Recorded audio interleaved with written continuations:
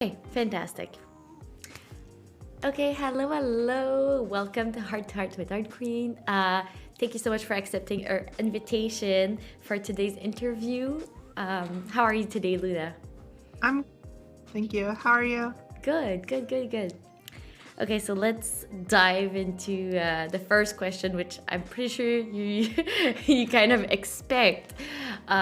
Let's talk a bit about your name. So how did you find your name? And because I know, well, you changed recently your name, if I'm not mistaken. Uh, Actually came from when I was little. I would read Harry Potter a lot, and one of my favorite characters from that book, her name was Luna, and she was always like, I don't really know how to describe her. She's like really soft and gentle, like really sweet and nice and stuff. And plus she was like always like obsessed with like she was always seen as like really weird and misunderstood, and I think her character resonated a lot for me. So that's where her name comes from. Oh, she's your favorite character too. Nice. Good. And oops, I think it. One sec. Uh, one sec. Okay. And so you had a different name before Bloody Face. It was your previous name. Am I right? Yeah. So when did you do the transition from one name to the other? Um, it was a little over a year ago, I think. And It was actually like last December. Not like the previous December, but 2020. Yeah, 2020. good. And what made you go into changing your name? Because you were known with this name, everybody knew you. It was a kind of a, I would say, a famous name at that point. Um, Yeah. Well, since I transitioned from male to female, and I felt like everybody had knew me one way beforehand, and I felt like while people could probably adjust, I also so like the original name Bloody Face was actually just like a total nonsense name because I started playing Hearthstone with my friend one night when we were watching American Horror Story. And when I was making an account, it just asked me for a screen name. So I just like put something random down. It was the serial killer from the show we were watching. Because I literally just like couldn't think of anything. And I never expected to like have a career playing Hearthstone. So I always felt like if I knew that going in, I probably would have put more thought into the name or had like a better screen name that like well suited me. So yeah, I just felt like the old screen name was just like totally random and didn't like represent me at all. So okay, that, I mean, that must have been a hard decision for you to choose to change it. um I guess like maybe a little bit because like everyone knows me by that username, so I felt like there might be some confusion, but I don't know. I mean, everyone's been like really accepting about it, so that's good. Of course, well, I do feel that Lunalove fits you more than Bloody Face. So yes, I think it was a good marketing decision. um, yes, you look so sweet. You don't look like a bloody face. Yeah. Yeah. Okay, good. Um, and so, I mean, you've been like into the world of Hearthstone since almost the beginning. Mhm. Which year did you start? I think it was 2014. Actually, I started playing the year it came out. I wasn't like I didn't play the beta, but I played a few months after it came out. I originally started with Arena, and the game was just like I just loved it so much that I had to like play Constructed. And then after that, I was just like obsessed with that.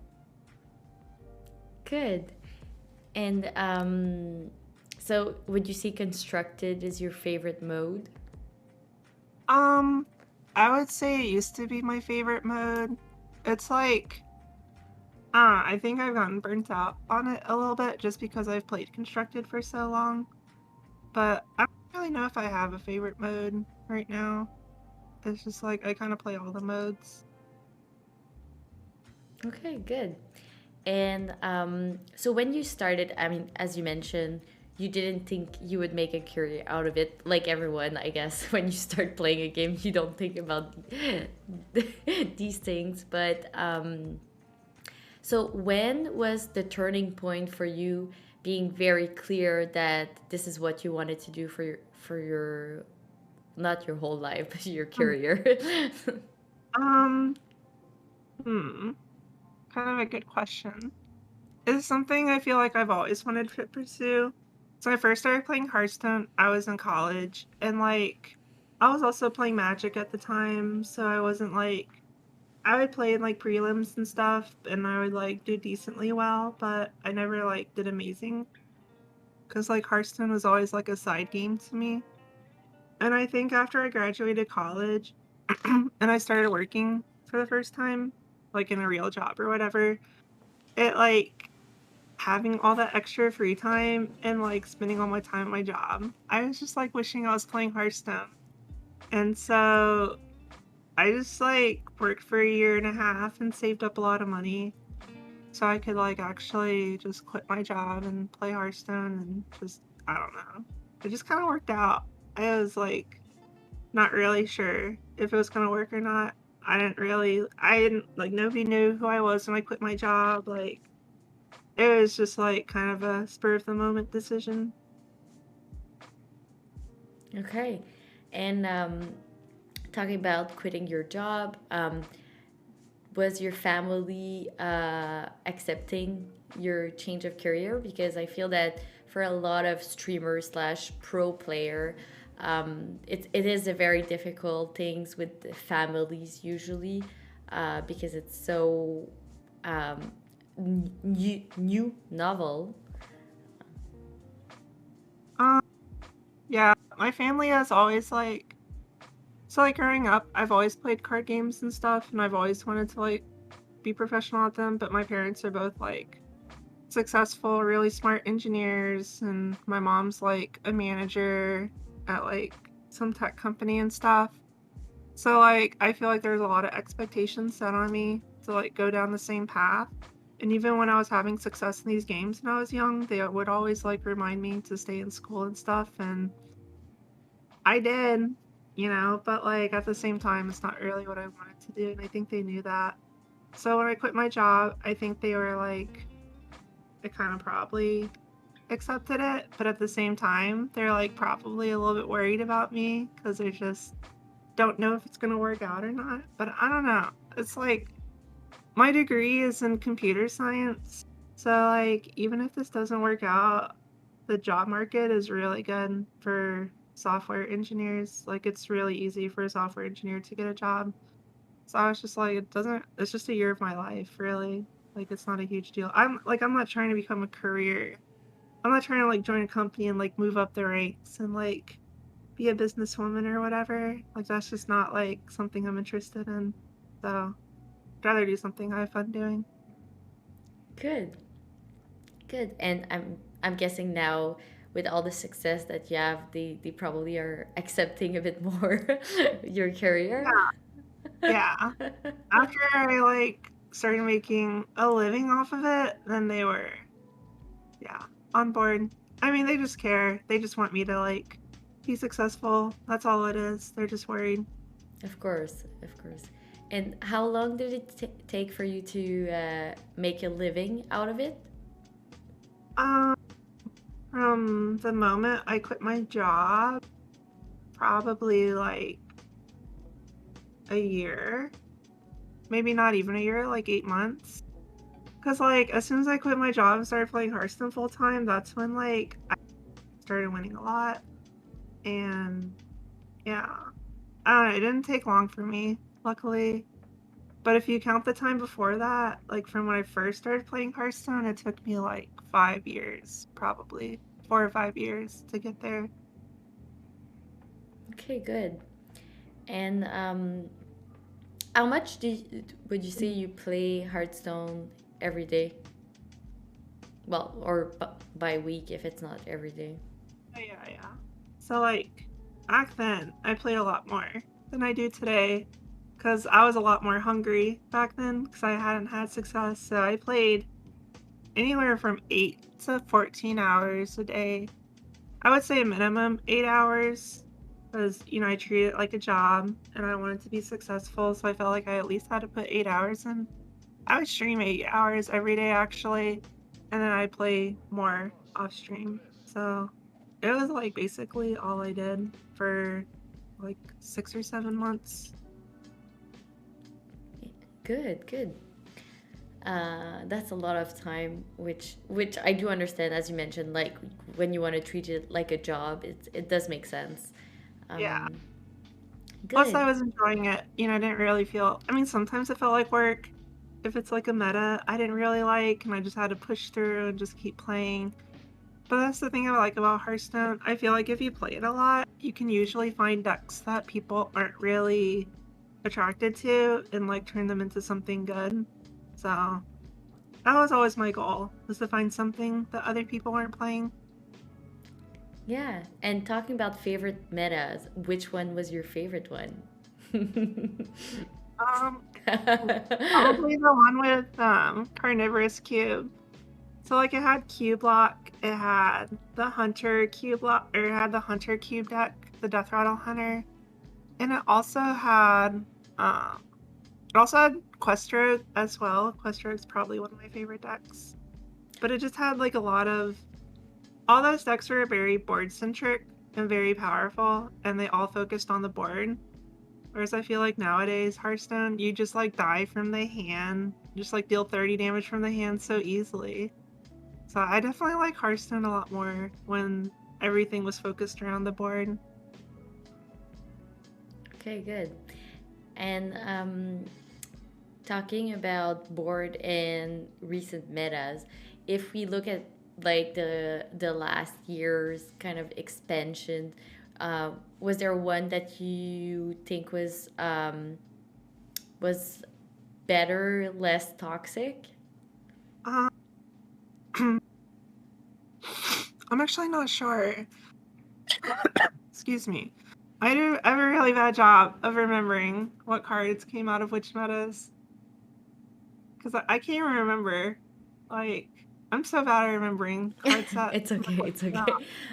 Um, well, like let's if we start for about so if we start last year, it was like Forge of the Baron. Um, that started the year, I think. I think so. Um, I have to like probably look up the cards because I don't remember, to Okay, be so honest. I so don't there. know when it all started. Probably when they made Efficient Octobot the 1/4 and Field Contact. I feel like that's when everything started going wrong. Okay, good. Okay, good. Um, and now in the current meta that we have, do you have a favorite deck that you play? Yeah, usually I just play, like, I like control decks more. So usually I'll play Quest Warlock because everybody's playing Rogue and it's kind of boring. I just play what everyone else is playing, so I usually just play Rogue. Okay, so Or sorry, I Rogue. usually play Warlock, sorry. Okay.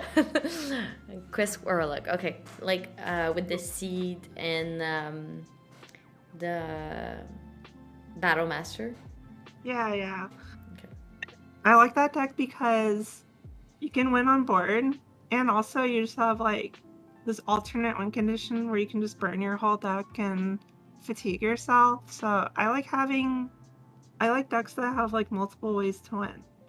Because sometimes in Hearthstone, the main way you win is like prevented or whatever, or you lose board or whatever. So it's always nice to have like a backup plan. Also, I like that deck plays a lot of removal. So yeah, I just like control decks more. Yeah, I agree, 100%. Which is a bit difficult to play now, but still. Good, good. Okay, so do you have a favorite expansion out of all the expansion? Is it the It's like, expansion with the cube? yeah, I Okay. forget what it's called, Cobalt and Catacombs or something. It's like Kobolds. Let me look it up. Yes, I think so too. Kobolds and Catacombs. I think that's the one where Cube came from. Good. Do you have a favorite art design on one of the card? Is there one of the card that you think it's really pretty? Um, Maybe like Tiny Fin or something. The Tiny Fin's really Tiny cute. Fin? Yeah. Oh. It's not like the art necessarily, but it's just really cute. Also, I like that like Tiny Fin was actually in a good deck at one point, the Priest deck. I thought it was so hilarious that Priest actually played Tiny Fin. And it was like competitive and stuff. That was Well, awesome. I'm playing it with cute luck now. Really? Yeah. That's awesome. That's why it's called cute luck because of the tiny fin. That makes sense. Oh, amazing. Well, we have an inside joke that Tiny Finn is my sister, so that's kind of cool that you like this card. So everyone call my sister the Murloc. So that's kind of funny. Um, so if we look at more being a content creator because you are a streamer also, and being a woman, like how do you feel that it feel like how is it in your sense the if we look at women and men in the industry, and do you think it's going in the right direction? Um, I would say like it's like two steps forward, one step backwards. Usually, I mean, the issue is like, I mean, it's going forward, but I feel like it's really, really slow because like you still have all the issues with Blizzard management and some of the people still in charge, like Bobby Kotick. You know, you still see, and just like reading all the reports that have come out is just like truly disgusting. So that like comes from that comes from like the creators of the game. And not only that, but like even if you set up rules to include women or you set up events to include women, that doesn't necessarily change people's perception of women. I just feel like unfortunately, a lot of like social groups out there that aren't moderated, like people's, group messages or discords or whatever, like those aren't moderated necessarily, and a lot of people are still just like really sexist against women. So even if you like try to include them, it's like, how are you going to change the entire world's mind? You know what I mean? It's just a lot. Like I feel like it's moving in the right direction, but at the same time it's really slow. I think I like kind of look at it from like generation to generation. Um if you look at it like 10 years ago, I would say yeah, we've come a long way in 10 years. But if you look at like maybe the last couple years, I'd say it's definitely improved, but there's still a lot of room for improvement. Okay, good. And do you have specific moment when you felt unsafe playing the game? Um, Not necessarily. Sorry, let me clear my throat. I'll mute myself.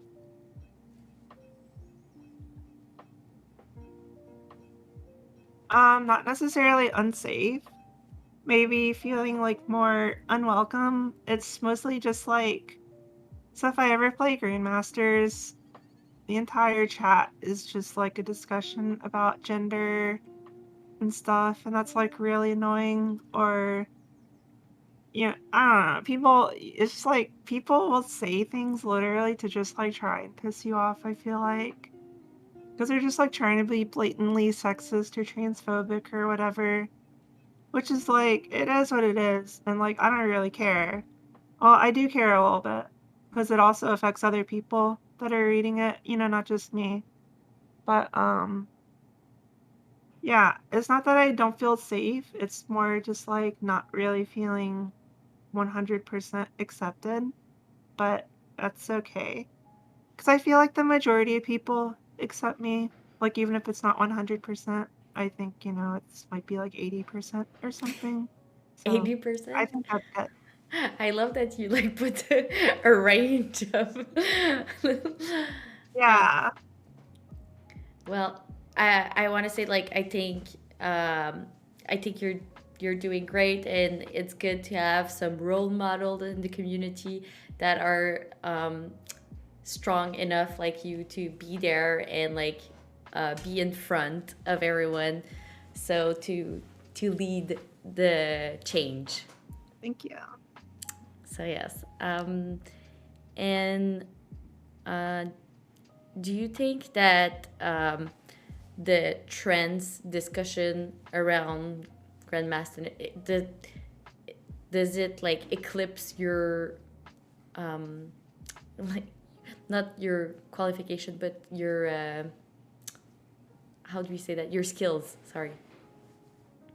Like, does it affect me playing?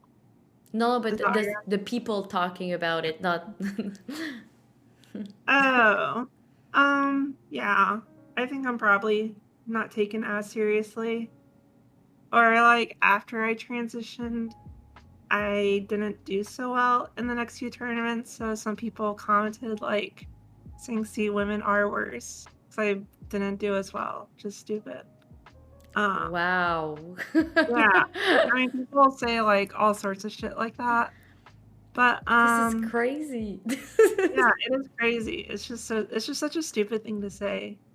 Uh So yeah, I don't like again, it's like a minority thing. Like I've already spent time blocking like all the people on Twitter.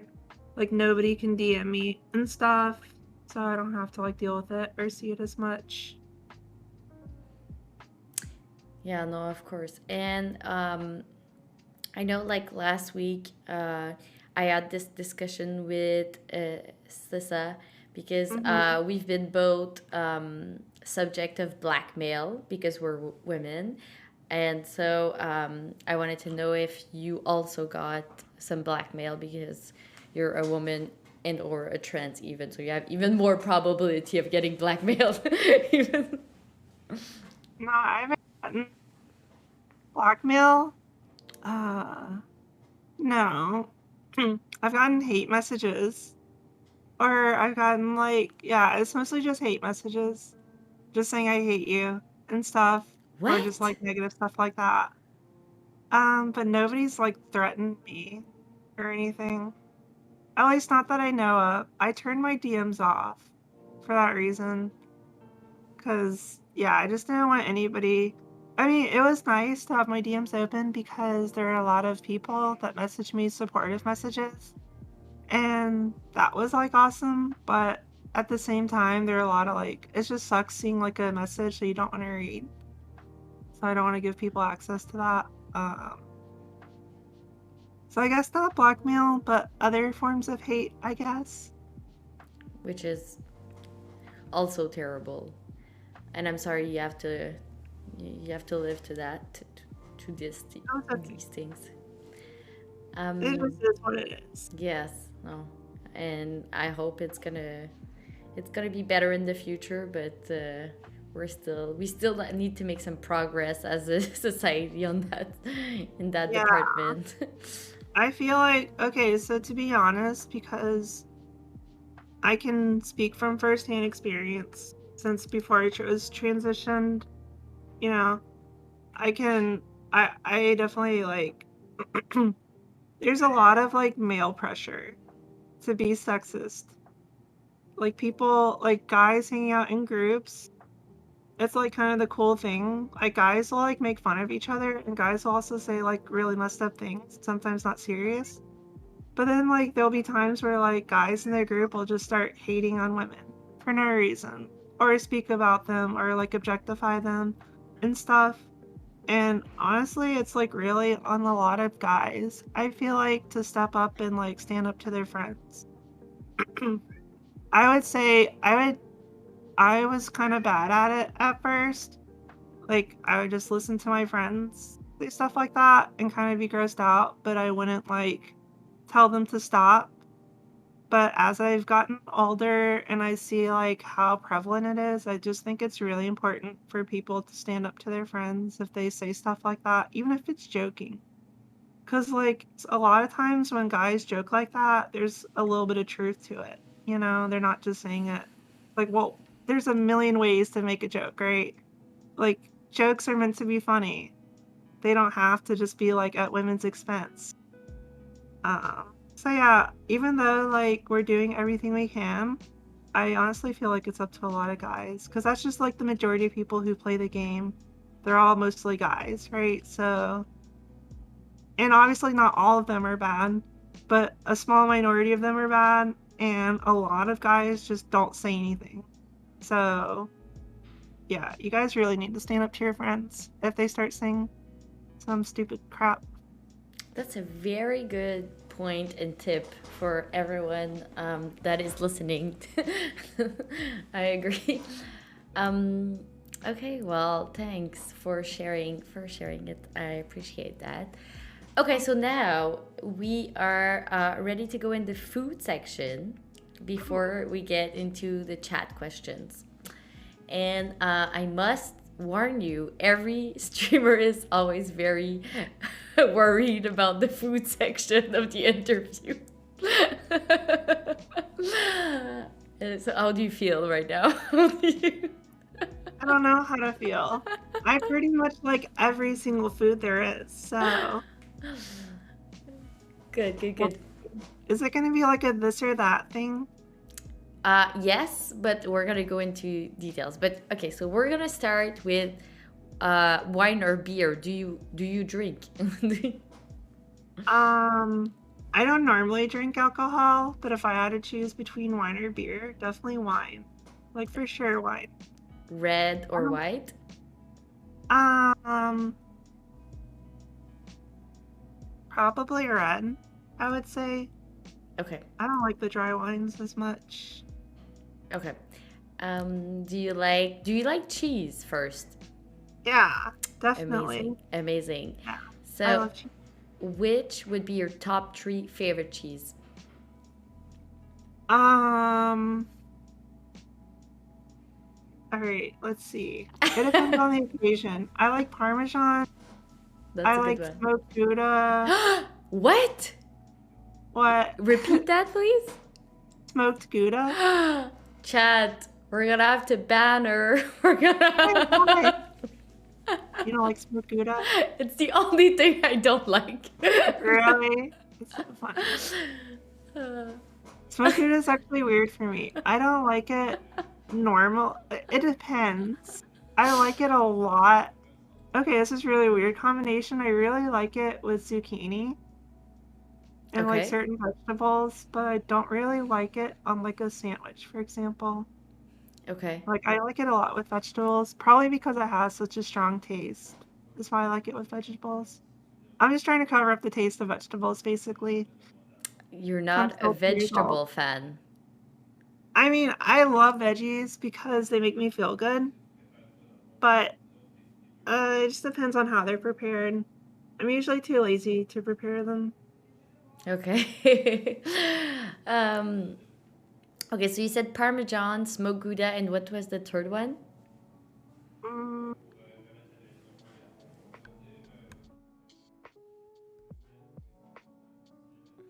probably like, um, probably like Swiss cheese, I guess. I think Swiss cheese is like my go-to for sandwiches and stuff. Okay, good. And so if we would go in your refrigerator right now, what would we found? What would you find? Good question. A lot of tea. So I Tea? drink a lot of tea. Okay. Um, there's like leftovers from Popeyes.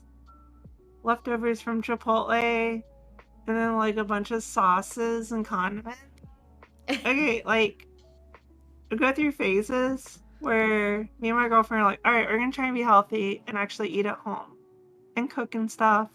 And we'll do that for like a few days, and then we'll start to get lazy again. And then before you know it, we're just like always ordering takeout. Oh, wait, there's leftover Chinese food, actually. There's some fried rice. So, yeah, not a very exciting refrigerator. Good, good, good. Um, do you prefer tea or coffee? I'm thinking I know the answer to this, Oh, but yeah, definitely tea. do I you used drink to coffee? be a coffee drinker until I switched over to tea because coffee made me too jittery. And tea Okay, is like perfect. It like gives me energy, but it doesn't make me like, like anxious or jittery. good, good, good. Um, so vegetable or fruits? Fruit. Definitely fruit. So, which one would be your top three favorite fruits? Um, hmm. Probably blueberries, bananas, and strawberries. That would make a great smoothie. I know, right? Good. What is your favorite kitchen appliance in your kitchen? Probably, probably our air fryer, just Ooh, because it's like nice. air fryers are magical. Like you don't have to use like as much oil or whatever. They cook it so fast. I don't know. Air fryers are really cool. It's like a better onion or oven. Yeah, no, I like air fryer too. I agree. I agree. Um, and okay, so out of all the takeout, when you don't cook, which one would be your go-to to order from? I know you've Um, mentioned some earlier in your refrigerator, oh but yeah. Okay, it's actually usually Thai food. Thai food. Okay, so your go-to. Yeah, What's your favorite dish in Thai food? I think my favorite dish is like the really, really spicy basil fried rice. Ooh, you Basil like fried rice is so spicy good. food. Yeah, I love spicy food. I like making food as spicy as possible. Yeah, I love spicy food too, so we're definitely on the same team. Okay, so Thai food. And do you have a favorite restaurant from your area? Um, Or is it like, is it something we don't know? Is it like a chain or? yeah, probably a restaurant you guys don't know. Okay, I'll tell you one of my all-time favorite restaurants, but it closed down because of COVID, which is really unfortunate. But there used to be this place called Sweet Tuna they serve poke and like ramen and stuff. But they had this tuna tataki, which if you don't know what tuna tataki is, it's like rare tuna, but it's marinated in soy sauce, like sesame oil, I think, and it's like green onions and stuff, but it's so good. At least theirs was like really good. They have two locations. The location that I always went to, it was always fresh. It was just like always moist and stuff, and it was just like really tasty. But then after they closed down, I tried going to their other location and it's like not as good. So I Ah, don't know what for happened. real? That is Yeah, strange. I don't know. I think it's because it's the fish that's not as good. So they might like have a different distributor delivering. They might get their fish from like a different person or something. I don't know. But it's like nowhere near as good. Oh, But that's yeah, sad. I really love good poke. It's like part of the reasons why I wish I lived in California instead of Georgia. Because California is known for like having really, really good food, especially poke. Every time I go to California, they have like the best seafood. Besides maybe Florida, of course. So you mentioned you're from Georgia. Have you Hmm. ever lived anywhere else? Um, I mean, technically, okay, so I was born in California, but I only lived there until I was 2 years old. So after that, I've lived in Georgia my whole life. but I always think about moving somewhere else. What would be your first pick? Definitely somewhere not in the US. Like, I would probably live in Japan or Taiwan or Germany. Those are probably like my 3 places I would want to go live. But I think a big part of the reason why I don't move is like my parents are, both like kind of old. So I don't want to like, you know, I don't want to like move away from them before they go. Of It's like course. not because they both still live in Georgia, so it's like nice that I get to see them fairly regularly. So that's like a big reason. Also, it'd be really hard to make new friends, especially during COVID. But yeah, it'd be really hard to make new friends if I moved. But I do think about it a lot. So I just want to get out the US. Okay. And so you mentioned your parents. Do you have sisters and brothers? Yeah, I have one sister. She is 5.5 years younger. So it's like kind of hard because like the age gap is just so wide. It's like we don't really have anything in common. She doesn't like video games. She doesn't like Pokemon. Like, Devastating. Devastating. I know, it's her hobbies are more like she likes graffiti art and stuff, and she likes calligraphy, and I don't know. It's just like not a lot of overlap with the stuff I like. Yeah, I know. It doesn't like Pokemon. I was just like, how do you not like Pokemon? I Pokemon's agree. so cool, How can it? I've never heard that before. Who right? doesn't like Pokemon? Your Right? It's sister. like I feel like everyone in our age group loves Pokemon. I have a Pikachu costume. Really? That's awesome. Yay. Um, okay.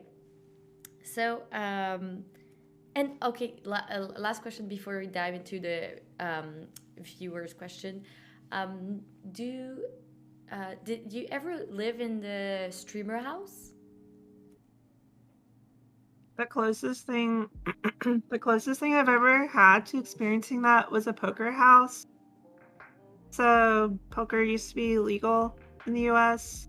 Um, and I just had a bunch of friends. They all basically shared in one house and they all played poker for a living. And I was like, I didn't live there, but I would go over there and hang out like every day. So it's like probably the closest thing. Tiny. I was going. Sorry. I was going to say your cat is very much. He's pacing like up and down. He's very active right now. Because it's because their other mommy is sleeping. Always does this. Oh, he misses you. Mm. um, okay, so you're talking about poker, and I didn't know that about you, but it looks like you have a past in poker. Oh yeah. I used to play poker. I guess technically professionally because I made enough money to make a living. But that was so long ago. Um yeah, fun fact about that. I was actually 17 when I was doing that. So I wasn't even doing it legally, which is fine to say now because it was so long ago. But poker was so different back then because online poker used to be legal in the US and it's no longer legal. It's legal in some states, but I don't live in those states, so unfortunately I can't really play poker. It's illegal in your state to play poker? Um well, really what it is there are two main poker sites and one of them was found out to be a fraud, so it got shut down. And the other one was banned from being in the US. And then there's other laws restricting other poker sites from being in the US. Now there are a few poker sites that have gotten around that law, or it's kind of like a gray area. And I do play on this poker site sometimes, but it's just not the same because back when I played poker, you were mostly playing against players that didn't know what they were doing. Nowadays, the people you play against are really good. And not only that, but there's a lot of bots. Like people just running code, playing the games for them. And it's impossible for a human to beat a machine in poker because a machine can just run through every possibility and tell you the solution. Or even better, there's actually databases out there. Like, okay, so sorry, I don't want to get too much into theory, but poker is basically a solved game now. You can run algorithms to solve any poker hand, and it'll give you the exact solution. Doesn't matter what your opponent does, there's always an exact solution in poker.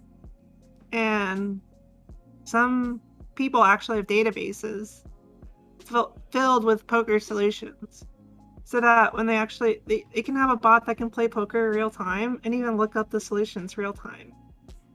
Wow. Yeah, I just don't feel like competing against that. It's like, because you're never going to win money against those players. You're only going to win money against people that don't know what they're doing.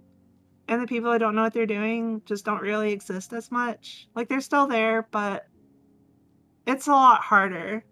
Because usually you're playing in, like, you're only making money against people that are aspiring pros. And you have to, like, figure out what they're doing wrong, like what small mistakes they're doing wrong, and try and exploit that. And it's just it's not fun. I don't know. It's not what it used to be. Poker used to be so much easier. You could just be like a decent poker player and make a living. Nowadays, you have to like study a lot. Like, you probably have to study more poker than actually play poker if you want to be good at poker. Interesting.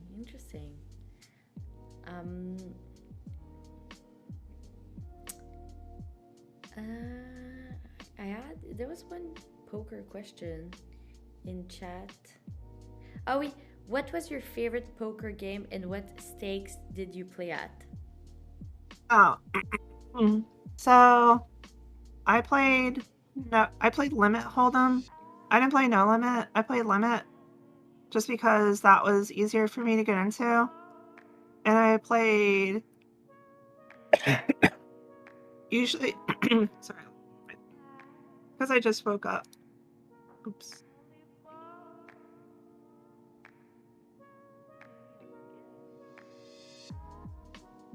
I play Limit Hold'em, and I played usually from 2-4 to 30-60. And I would usually play Heads Up, Short-Handed, and Six Smack. Okay. Good. Which I don't know if that makes sense to a lot of viewers. Yeah, Six Smack is basically 6 players. Shorthand is like 2 to 3 or 4 players. Okay, good. Yeah, sorry, I'm definitely not a poker connoisseur, but Right.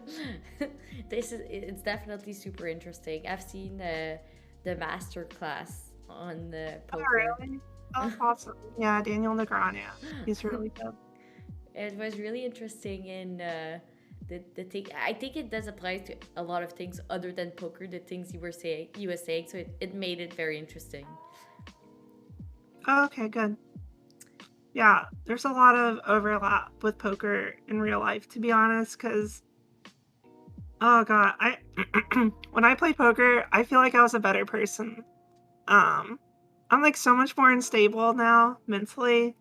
I feel like I was a much more stable person when I was a teenager, because when you play poker, you have to train your brain to not like be too overly emotional, because there would be days where I would be up or down, $5,000 to $10,000, or I might lose $10,000 in a day, and I just have to like be okay with that, and I have to like not get upset, and I have to just like, I'm not gonna quit poker just because I lost money, so I have to just like still play the next day and just be okay with it. And I think that took like a lot more mental fortitude. I think nowadays I play Hearthstone, something bad happens, I'm like, fuck this game. I get tilted. Yeah, I think I was like way more mentally strong back when I played poker, just because you had to be. If you weren't mentally strong, then you lost money. So Sweet Luna being salty. yeah, it's salty. Like the best poker players hardly ever get salty because they're not gambling. They have a winning strategy and they understand that there's going to be days they lose money, but there's also going to be days they win money. And overall, they're going to be winning more than they're losing. So you just have to be okay on the days you're losing. Okay, interesting. Um, okay, so question number one. I have Mhm. seen you top 200 in every Hearthstone game mode. Can you give us some insight on the thought process you apply to every strategy game? Uh, I don't really have like a set process. Usually, I don't know. I can usually do okay in the beginning, just like based off my intuition. I'm a person that loves to experiment, I think. So like when I first play a game, I'll like experiment with like every strategy. Like I'll play every deck there is. I'll like experiment with like every comp or whatever. And yeah, I focused on learning more than I focus on winning. I don't really care about winning when I first start playing. And I also like don't like getting advice because I'm stubborn. Like when I first started playing a game, I don't want anyone to tell me anything about it. I just want to experience the game like completely like on my own. So I think that's like the most fun way you can play a game is before you read all the strategy and like hear what you're supposed to be doing. If you just like play a game and just have fun with it, that's usually how I start off. And then I'll start experimenting. And then once I get to a point where I'm like, okay, I've hit a wall. Like I can't climb anymore, I can't rank up anymore. I've done everything on my own. I can't figure this out. That's when I'll that's when I'll start looking into strategy. And I'll start looking up like what are other people doing to win. And I think that's like the process that I usually stick with. And I watch a lot of streams. Um I usually try to find the highest rated player. And they don't have to be live. I usually watch VODs.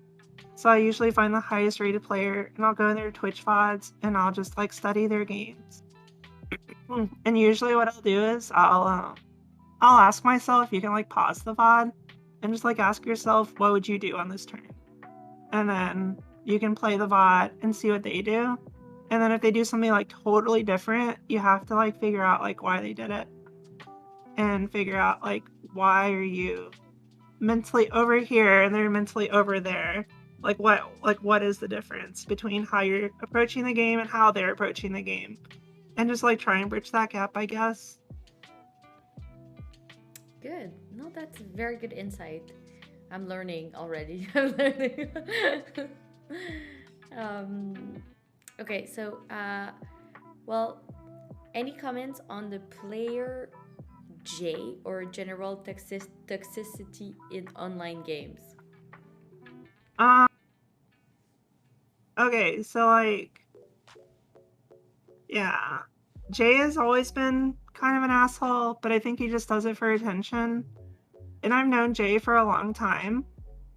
When he first started playing Hearthstone and was like pretty good at the game and he was like sniping and stuff. Like I knew he was good at the game, but I also know like when he was playing, he was really young. He was like 16 or 17 when I first saw him. And so I personally I was just like I tried to help him because I saw somebody that like didn't have a lot of friends. Like I knew like his life outside of Hearthstone is probably almost non-existent. Like he didn't have a lot of friends, and to me, he just seemed like misguided and didn't have a way to like. He's like trying to like assert himself as somebody, as like most teenagers do, and he's doing it in the wrong way. You know, he's doing it by being a bad person, sniping and stuff, and trying to get attention the wrong ways. So I always like try to like tell him, like push him in the right direction, or like be a good role model, and just like show him that you don't have to like do these bad things in order to like get success in the game. But I just don't think any of that worked because obviously, like I did all that stuff like a long time ago, like 2 or 3 years ago. And since then, he's still just like sniping a lot and still just like hasn't changed at all. If anything, he's embracing it more. just like going the opposite direction of redemption. So yeah, I don't know. I have less pity for him now. Like I used to have pity for him 2 or 3 years ago, but after everything he's done since then, I definitely have a lot less pity now. So just wish he'd stop doing it and just try and gain success some other way. I don't care if you want to have like a bad boy image, because that works for some people, like Dr. Disrespect. But you have to do it in a respectful way, like not sniping people. Like you can trash talk people, or you can be really good at the game and like call other pros out on their misplays, or just like you can be really outspoken and say like, oh, everyone thinks so and so's great at Hearthstone, but they're actually suck or whatever. Like that's totally fine. That's just trash talk. But he's like literally just like constantly breaking the terms of service, and he's like trying to piss people off by sniping them. And I don't like that. I don't like that he's trying to piss people off.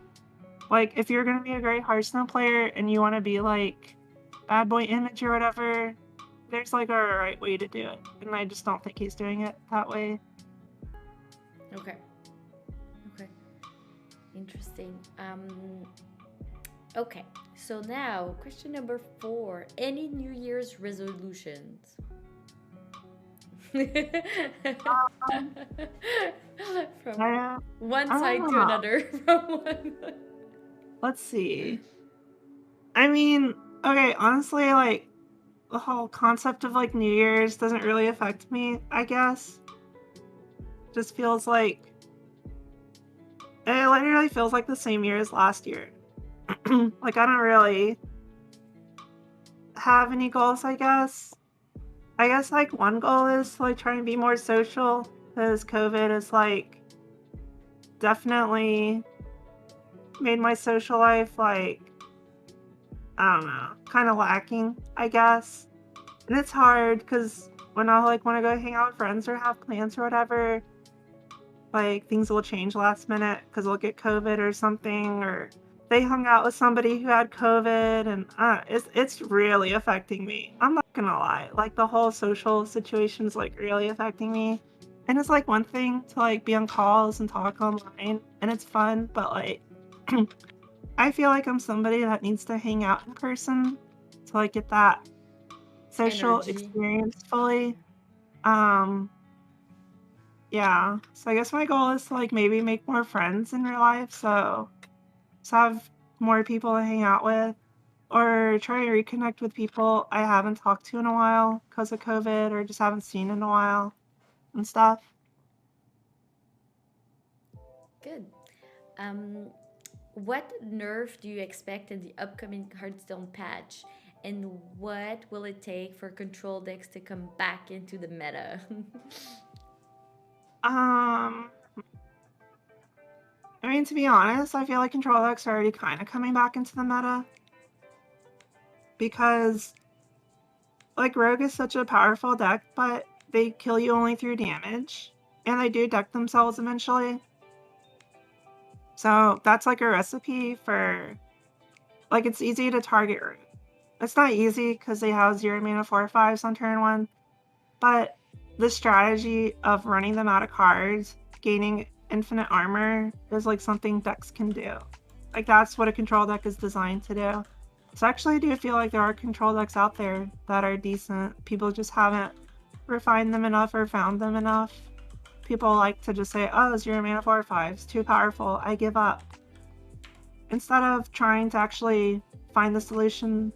Like people don't really deck build in Hearthstone, and I think because of that, they rely on people like No Hands Gamer to solve the meta for them. But yeah, I actually do think control decks are good. People just haven't found the right ones. But to answer your question about nerfs, what do I feel like they should nerf is obviously the 4/5. I mean, I hate the card Swine Tusk Shank. I just wish they would delete it. I wish they would delete Efficient Octobot. I wish they would delete anything that's just a 0 mana 4/5, 0 mana 5/5. Why are there 0 mana? Like, just stop making 0 mana cards.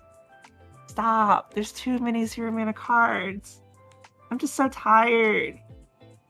0 mana cards, take 30 from hand, like delete Mazaki, delete delete Weapon Rogue, delete Guild Trader, just delete all the cards. I don't even want them nerfed. Just want them deleted.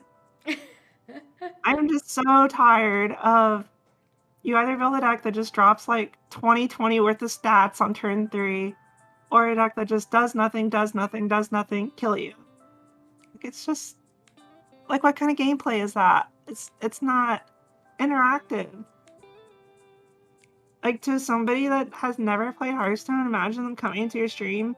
They see you have like a full board of minions, your opponent's at like 5 life, and you're just like, oh, this streamer's winning. And then their opponent just like does some combo, kills you from 30. It's just like, what? How is this allowed? How are you allowed to draw your whole deck and make your whole hand discounted by like 1,000? By like turn 7 or 8. Consistently. It's just, I don't know. I think they've gotten too carried away with like these cards recently. Just a little bit too much card draw, too much mana reduction.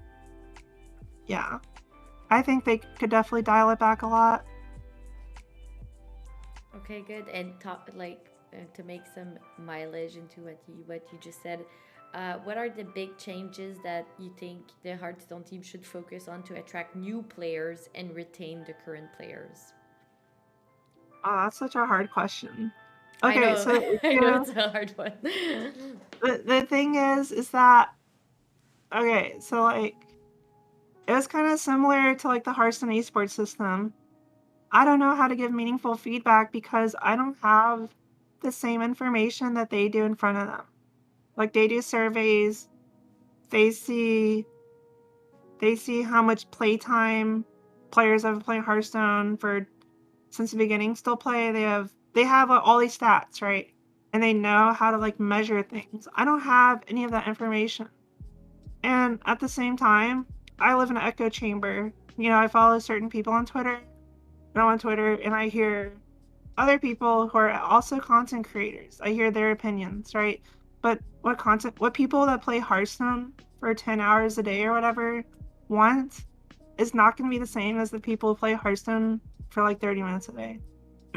So I feel like my friends, for example, that play Hearthstone casually, they literally will only play for like 2 or 3 games. And that's it. Like, they'll play 2 or 3 games a day and they might play it again the next day. But they're not sitting here like we are for 8 hours, like playing it like constantly. So I feel like it's hard to know because our lens is like so different. Where if I play any game for 8 hours a day, I'm gonna probably get burnt out and I'm probably gonna like have some issues with certain aspects. But I don't know, I feel like Hearthstone is in a fine spot, right? Like, their sales are doing really good. They're still growing. I think whatever they're doing is right. Honestly, I feel like they know better than I do, like, what to do. But yeah, like I said, I do wish that they would dial back the card draw some.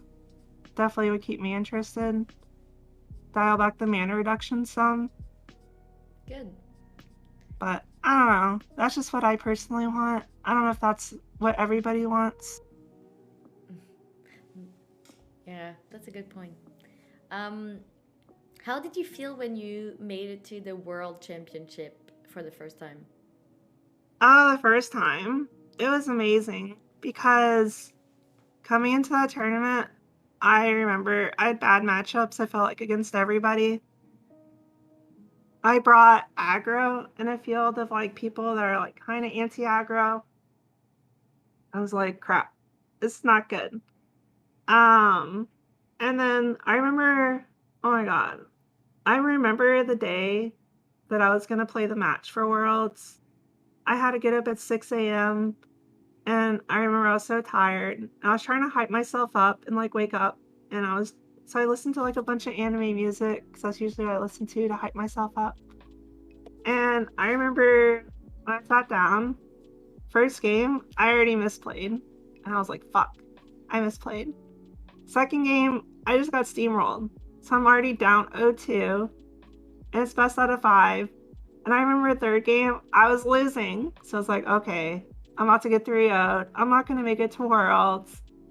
And I was like, okay, I have to draw this exact card. I think it was Myra's Unstable Element. I was like, I have to draw this exact card to even have a chance to stay in Smash. And then I remember I drew it and I was like, oh shit. I like perked up and I was like, okay, I can actually win now. And I did end up winning that game. And then I remember game 5 was like really close. I was playing Druid against Sue Warlock, and I was taking unorthodox line because I remember the casters coming up to me and they were like very confused by my play. Because my strategy when I play Druid versus Warlock is basically to ignore their board. Most people try and like pick off the Sue's minions, as soon as they play a 3-2, try to kill it. My plan was to just ignore everything because Druid back then was really powerful and just like play all my ramp spells, like kind of ignore board, and then have these huge swing turns. And I ended up winning the game like barely. Like I was at like 1 life or something. And yeah, after that happened, I was so excited. I was just like, just fell on top of the world basically. Because that was like everything.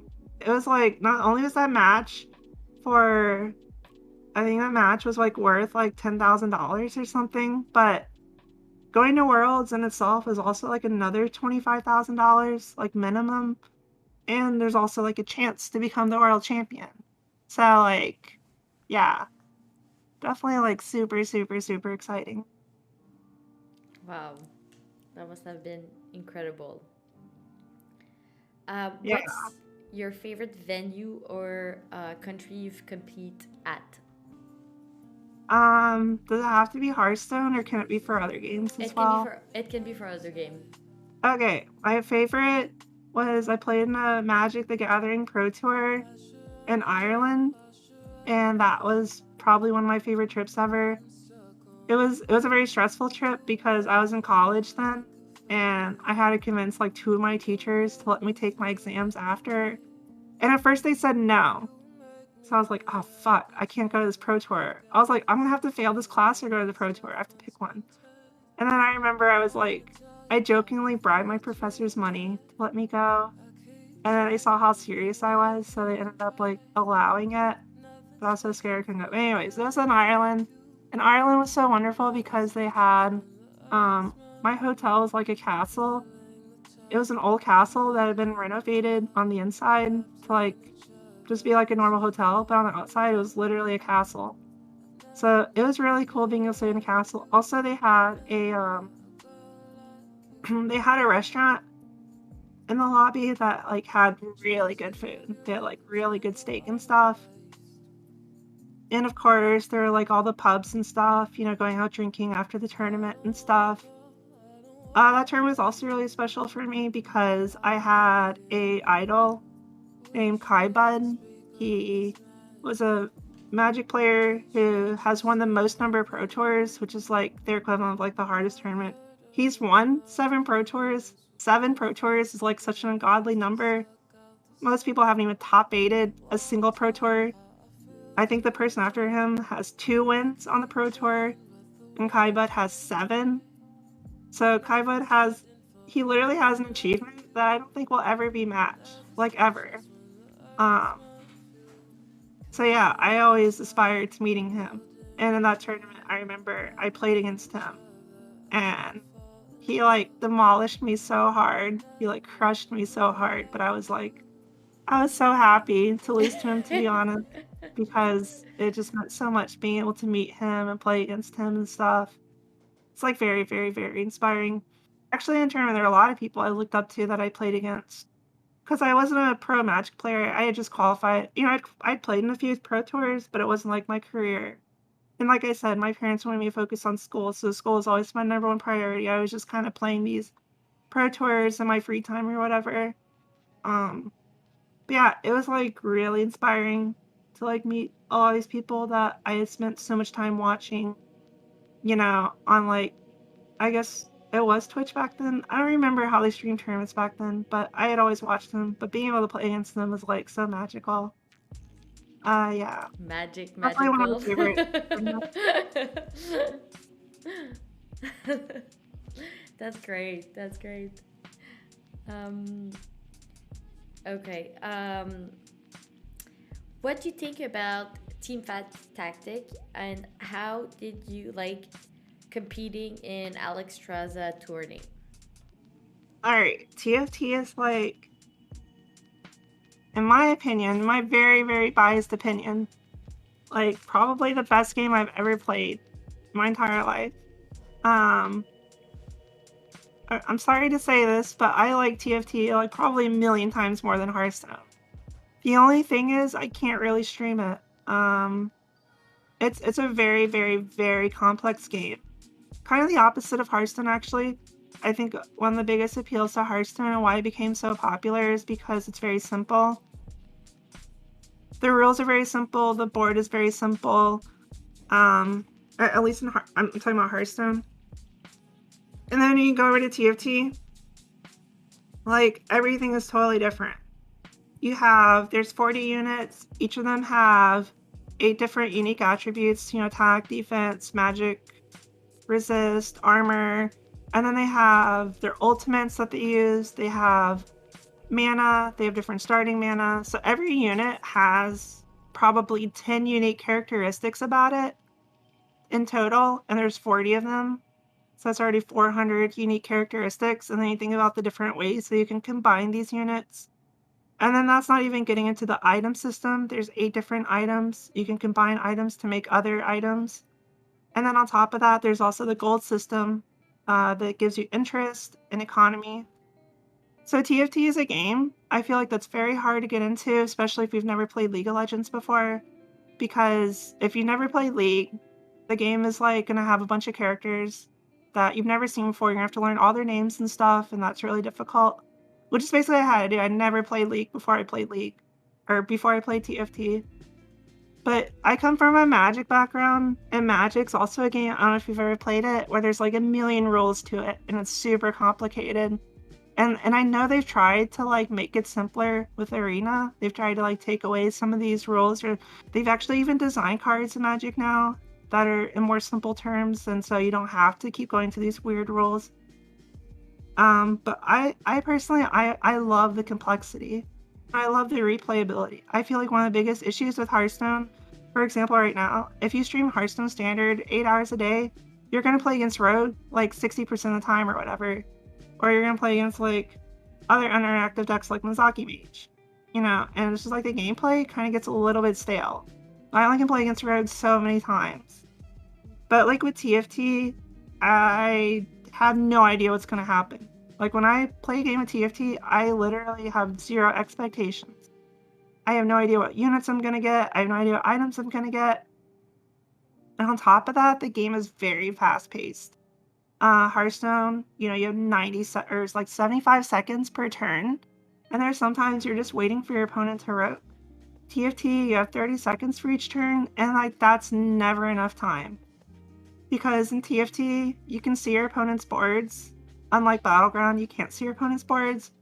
So in TFT, you can see your opponent's boards in real time, and there's always like little positioning maneuvers that you can do to try and gain advantage against your opponents.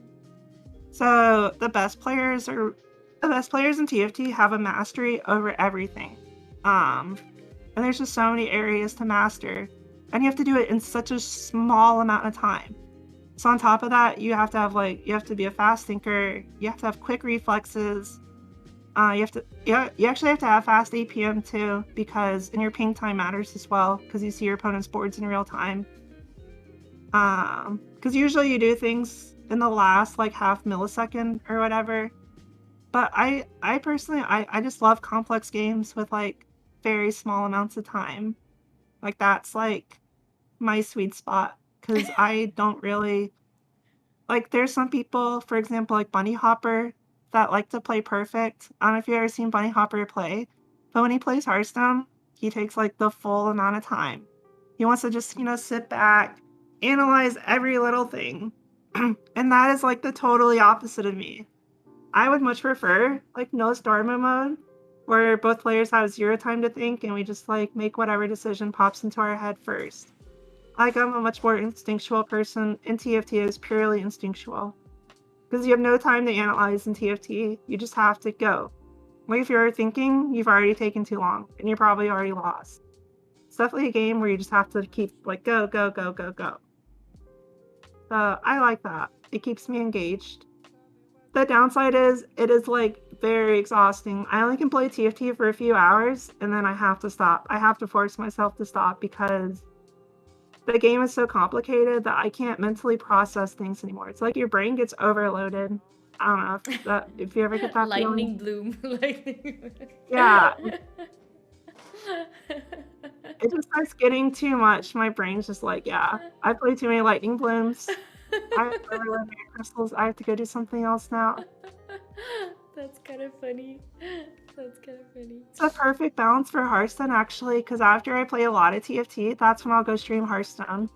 Because I feel like Hearthstone is where I get to, like, kind of mentally take a break and take things slower, and I don't have to feel rushed the whole time. So TFT is definitely not for everybody. If you don't like feeling rushed, or you don't like things that are too complicated, definitely TFT is not the game for you. But if you like fast-paced games that are very complicated, like StarCraft, for example, then yeah, TFT is a really good game for that. Good. Good. And thanks for that in-depth explanation of. Yeah. I like that. What are your plans for 2022? Personal and Hearthstone related. I feel like I have to start streaming because Grandmasters is over, so I don't have like I don't have like any consistent paycheck, you know. So I have savings, but I don't want to just like live off savings forever. So I'm trying to like stream some more, trying to make that my main source of income. But yeah, I'd say that's really all my plans for 2022 right now. Okay, good. I mean, if I could go pro in TFT, I would. But honestly, I try so hard in TFT. I'm still not near the top 10. It's just, I'm just not there yet. Like, I play a lot, and I'm just not there yet. So I'll see. Okay. Do you what's your favorite kind of music, and do you like K-pop? Yeah, I love K-pop. I don't really listen to it outside of Korean barbecue, but I do like it. I like poppy, upbeat music. Actually, it's so weird because I'm 29 now, about to turn 30. Music used to be such a big part of my identity when I was a teenager. Um, I'd say back then I used to listen to a lot of death metal. I don't like listen to any death metal anymore, probably because all my teenage angst is gone. I feel like when you're a teenager, you're like really moody and like, oh, no one understands me. You have to go listen to some edgy music to make yourself feel unique or whatever. But I don't feel that way anymore. So now I just listen to music that makes me feel happy. It's usually like upbeat music or anime music and stuff. Yeah. Well, it's crazy. We have 1 year of difference. Yeah. Yeah, I'm gonna welcome you in the 30 groups. Not so bad. I used to be so afraid of it, but it's okay. Turning 30 this year, it's gonna be okay. Good. Okay, last question because the chat had lots and lots of questions. I think it's the interview that chat asked the most question. I'm not even gonna go through all of them. I'm just gonna ask one last one because we're getting a bit over time. Do you have a favorite anime? My favorite what? Anime. Oh, anime. Sorry, in French, it's complicated with the language. Oh yeah. I don't know. Okay, my favorite anime probably is Love Life because do you know what Love Life is? No, I don't watch anime. Okay. Love Life is basically, oh god, it's so inspiring. It's basically about this group of girls, these three girls, and they're like friends or whatever. And one of them gets inspired. They watch an idol, which is basically like a K-pop idol perform. And she's like, I want to do that. You know, I want to like sing and like perform and stuff. So she like gets her other two friends to like come with her and like join the club. And oh my god, it's like, okay, it's a little bit of spoiler, but it's so heartwarming. Oh god, this scene like made me cry so much when I first watched it. But basically, the first few episodes are them getting hyped up. They're gonna perform at their school. They're like giving away flyers. They're like practicing so much, and they're like so inspired, and they can't wait to go perform. And then when they finally go to their the school and they're getting ready to perform, and they like open the curtains and they like hype up this moment so much. The crowd is completely empty. There's not a single person in the crowd. And it's so sad because like they like tried so hard to like hype it up and nobody even showed up. Oh my god, I'm getting emotional just thinking about it. But anyways, Oh. they still performed like their heart outs or whatever. And there was actually one person that was filming it that was like they couldn't see them, but they were filming it. But they still performed their best or whatever for like a crowd that had nobody in it. And that person that filmed it, they uploaded it to YouTube or whatever, and it ended up becoming really, really popular. And I don't know, it's just like really inspiring because it's like it's you know, they like tried their heart outs even though nobody was even watching. And like it felt like a huge like failure, I guess. Like they all kind of felt like failures in that moment, but because they still like performed for nobody, it actually ended up working out for them. And I don't know, it's just a really heartwarming, inspiring story, I think. Definitely, definitely. Wow. Yeah. Now I kind of want to watch it. No. So wholesome too. It's like I think people cringe at it a little bit because it's like overly wholesome, but I don't know, I like wholesome stuff. It's Yeah, sounds like how streamers start their career on Twitch. Yeah, exactly. it's called Love Life. Yeah, Love Live. Okay. Yeah, Love Live.